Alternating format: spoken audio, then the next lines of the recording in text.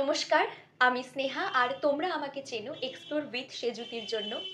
আমরা সকলেই জানি যে শুরু হয়ে গেছে মহাকুম্ভ মেলা। আর সেই মেলার সম্পর্কেই আজকে আমি তোমাদেরকে কিছু তথ্য দেব। যেটুকুনি আমি জেনেছি 144 বছর পর প্রয়াগরাজে 2025 সালে অনুষ্ঠিত হলো মহাকুম্ভ মেলা। বিশ্বের বৃহত্তম এই মেলা চলবে 45 দিন ধরে। তা এই কুম্ভ মেলা আসলে কয় প্রকার, কেন হয় এই কুম্ভ মেলা, সেই বিষয়ে কিছু তথ্য আজকে আমি তোমাদের দেব। কুম্ভ মেলা প্রধানত 4 প্রকার: কুম্ভ মেলা, অর্ধ কুম্ভ মেলা, পূর্ণ কুম্ভ মেলা এবং মহাকুম্ভ মেলা।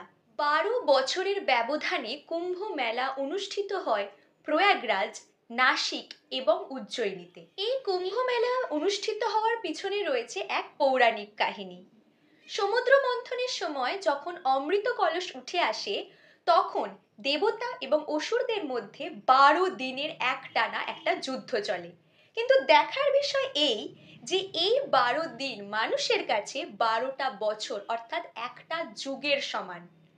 আর সেই কারণেই মর্তে অর্থাৎ পৃথিবীতে 12 বছর অন্তর পালিত হয় কুম্ভ মেলা। এবার আসি অর্ধ কুম্ভ মেলায়।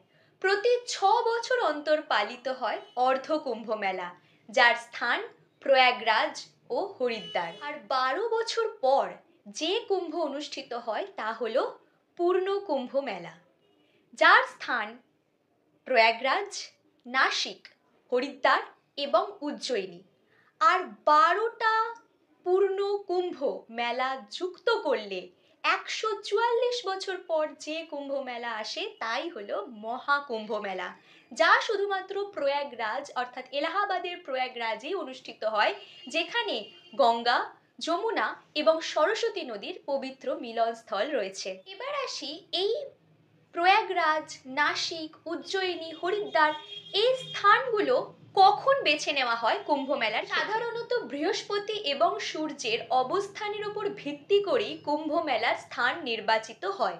বৃহস্পতি ও সূর্য যদি সিংহ রাশিতে অবস্থান করে তাহলে এই কুম্ভ মেলার অবস্থান হবে নাসিক।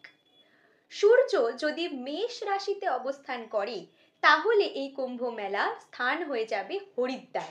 আবার বৃহস্পতি বৃষ রাশিতে এবং সূর্য কুম্ভ রাশিতে অবস্থান করলে এই কুম্ভ মেলার স্থান হয়ে যাবে প্রয়াগ। এবং সূর্য বৃশ্চিকে অবস্থান করলে এই মেলা উজ্জয়িনীতে অনুষ্ঠিত হবে। তাহলে এই মেলার তারিখ কিভাবে ঠিক হবে? তারও উপায় দিয়েছে এই বৃহস্পতি, সূর্য এবং তার সাথে সাথে যুক্ত হয়েছে চন্দ্র। তাদের তিনজনের অবস্থান মিলে এই কুম্ভ মেলার তারিখ অর্থাৎ দিনক্ষণ স্থির করা হয়।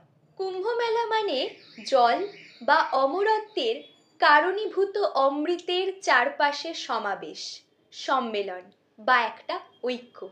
তাই এই কুম্ভ মেলার প্রধান আকর্ষণই হলো স্নান। তবে আমার আপনার মতো যে কেউ হঠাৎ করে জলে নেমে পড়লো, স্নান করে নিল, তাহলে তো আর হবে না। কারণ প্রত্যেকটা বিষয়েরই একটা নিয়ম রয়েছে। আর এই কুম্ভ মেলার নিয়ম অনুযায়ী প্রথমে স্নান করবেন নাগা সন্ন্যাসীরা, তারপর আসবেন আখড়ার সমস্ত সন্ন্যাসীরা, তারপর স্নান করবেন মঠের সন্ন্যাসীরা, আর তারপর সাধারণ জনগণ অর্থাৎ আমার আপনার মতো জনগণ স্নান করবার সুযোগ পাবে। 13ই জানুয়ারি থেকে এই মেলা চলবে 26শে ফেব্রুয়ারি পর্যন্ত। নানান রকম সাংস্কৃতিক দর্শন থাকবে এই মেলায়। অনুমান করা হচ্ছে প্রায় 40 কোটির বেশি দর্শনার্থী এবারে আসতে চলেছে এই মহাকুম্ভ মেলায়। তবে তার জন্য কি কি প্রিকশনস নিয়েছে গভর্নমেন্ট? প্রত্যেকবার নানান রকম দুর্ঘটনার সাক্ষী থেকেছে এই কুম্ভ মেলা। সেখান থেকে খানিকটা দুর্ঘটনা এড়াতে সরকার এবারে এআই এর সাহায্য নিয়েছে। 2700টার বেশি এআই বেস ক্যামেরা রাখা হচ্ছে এই কুম্ভ মেলায়, যা প্রত্যেকবার প্রত্যেকটা মানুষের মুখের আদলকে ট্র্যাক করবে, যাতে কেউ হারিয়ে গেলে তাকে খুঁজে পেতে সুবিধা হয়। ছাড়াও ব্যবহার করা হবে আন্ডার ওয়াটার ড্রোন জোন এবং অটোমেটিক লাইফ বোট।